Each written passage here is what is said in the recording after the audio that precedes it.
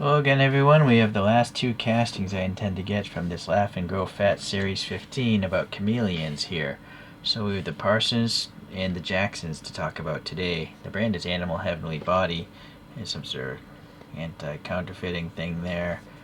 Alright, it's made from polyurethane, 7 centimeters. I think this is a rigid plastic. That's why it comes in such an elaborately strong box. There's some sort of Chinese poster in here with the picture of the real thing, but since I don't read Chinese, I don't open those. Be careful taking this out. Something might snag and snap off, but luckily this doesn't really have anything sticking out too much, so pretty safe. Like many chameleons, this thing is from Madagascar, and it is discovered first coined in 1824, so it's been known about quite a while. It's a larger chameleon. It can grow up to 700 grams in weight, which is, I guess, pretty heavy for a chameleon. And there are reports of some of these things growing 80 centimeters long or 31 inches long. That would be from tip to the tip of the tail. But I believe they're supposed to be more smaller than that, typically like 60 centimeters or 2 feet long.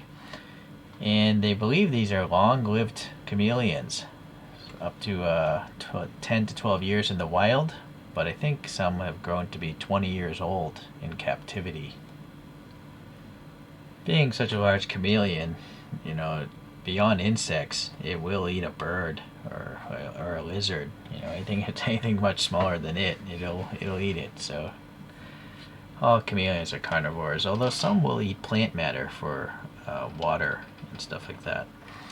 Okay, as typical, we have this nice felt pad here, and then we have a tree molded nicely with its bark, and then, yeah, it's not a symmetric tree either. You got the rings in there. You can see the fine detailing of the prehensile tail there. It coils and it's got ridges. You got the 3 outside claws, and there's 2 on the inside. It's gripping this tree. Reminds me of like a elephant, this skin on this one. But as you get towards the head, got some deep cracks and stuff like that.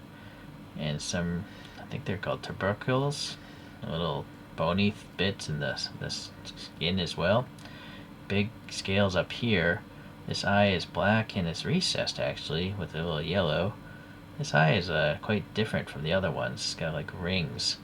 And then you got these funky growths on the front of the nose. There's a little nostril right there. Interesting. Alright, so yeah, big, smaller. Alright, so this big crest is quite interesting to look at. The paint job is just fantastic. Alright, I mean, you got different shades of blue, maybe washed with some grays and off-white, like light green down here, brown, yellow. It's just a whole lot of different colors. And these eyes both seem to be looking kind of downwards to the side. Alright, it's not as googly-eyed as the other ones. Alright, still pretty neat. The highlight of this collection is saved for last, the Jackson's Chameleon. I used to have one of these in Colorado, but sadly it died pretty fast. It's really difficult to keep these as pets. I gave it the powdered stuff for extra nutrients and fed it insects, all that and stuff, but it still perished. Alright, so anyways, let's get this out of the box. Woohoo! Careful. This is rigid plastic. Don't want to drop that stuff. Alright. So it's the male Jacksons that have the 3 horns like a triceratops. The females don't really have too much by way of horns. These lizards are native to East Africa, not Madagascar, but they've been introduced to Hawaii, Florida, and California. Most likely they're released pets, so they're now becoming like an invasive species, most likely. This was first described way back in 1896. There are 3 subspecies of Jackson's chameleons, and these things live in Kenya and Tanzania, basically the eastern side of Africa, it seems like. The males tend to grow larger than the females. They can grow up to be about 38 centimeters or 15 inches. They become sexually mature at 5 months, and as they live longer than the females, the males that is, but it doesn't tell me how long these things live yet. They prey on insects, but also small lizards, birds, and snails. They are invasive to those states that I mentioned. So I did read, finally, these things can live between 5 to 10 years. And they need a lot of temperature change when they're sleeping. So maybe that's why mine died. I don't know. Some of them lay eggs, but one subspecies actually gives birth to 5 to 10 live young. And what do you know? Alright, well, you see some images. They're just cool. They look like Triceratops, right? Let's get into this figure here. So this one does have horns. I figured I'd measure it. Yeah, this one's over 8 centimeters long. Lost focus, sorry. But all in all, it's still a pretty small collectible.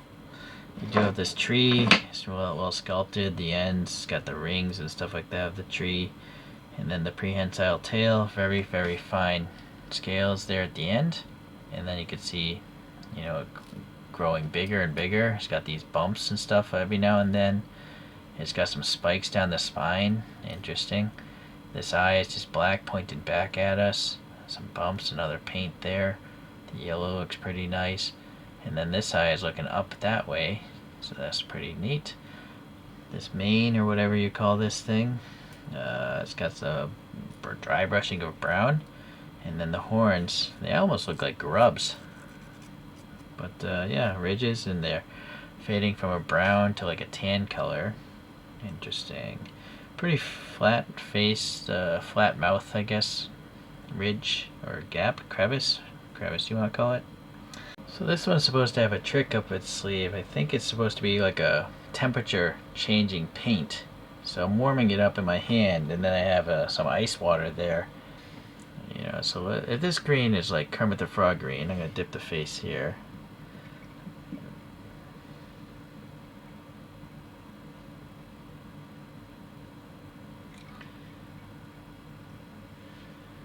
Yeah, it's just wet. See, I don't think it's... maybe it's a little bit more blue, but I don't know if it's... yeah, I guess it is different. This is green. This is like a blue. It's just not a giant change, you know? If it turned red, that'd be something else, but no, it's just a slight color change. Alright, anyways, weird gimmick. Not really necessary, but whatever.